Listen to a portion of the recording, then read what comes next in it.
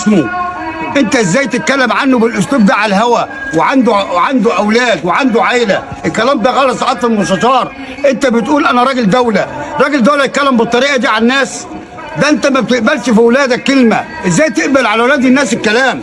عيب الكلام يا سعاده المستشار. اتفضل يا حاج.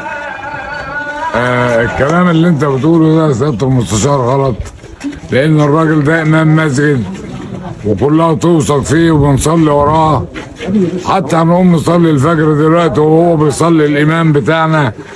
فكده غلط ان انت تقول عليه ساحر، هو مش ساحر، ولو كان هيسحر كان سحر لنفسه اتغنى يا سيدي. هتقول حاجه يا حاج؟ اتفضل يا حاج رجب، قول اي حاجه، قول يا حاج رجب. بسم الله الرحمن الرحيم. انا رجب محمد شحاته. سياده المستشار متهمني بالباطل ان انا بسحر.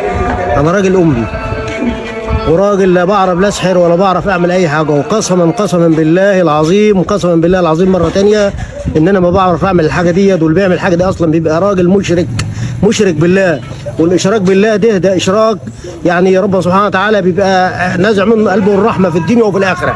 وانا راجل بنا، وانا راجل شغال بنا، عامل بايدي، عامل يعني شغال بنا، شغال ارزاقي.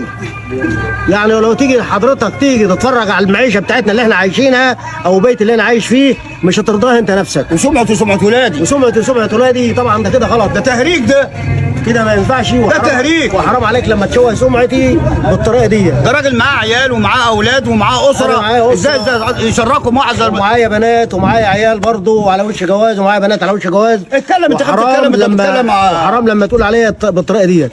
انا اقسم بالله ما بعرف اعمل الحاجه دي ولا اصلا. انا كنت بحافظ قران فعلا، حافظ قران حفظ.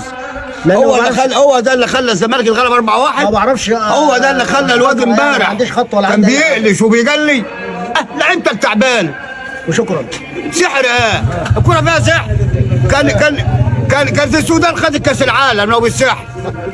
كان سحر. صلح فرقتك انت الاول. سياده المستشار احنا زملكاويه مش مقتنعين باي سحر وباي كلام خالص.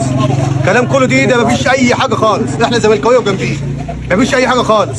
سيبك من الكلام اللي انت بتقول عليه ده كله ده. واحنا بنطلع ننزل الفيديو ده ومع الراجل ده اللي هو ابن عمي. لو هنموت احنا برضه معاه، ومفيش اي حاجه من شغل الاصحاب ولا شغل اي حاجه. ده كله شغل كله اوانطه، شغل كله اوانطه. والفيديو ده منزلينه ولو هنموت كلنا برضه مفيش اي حاجه خالص من موضوع السحر.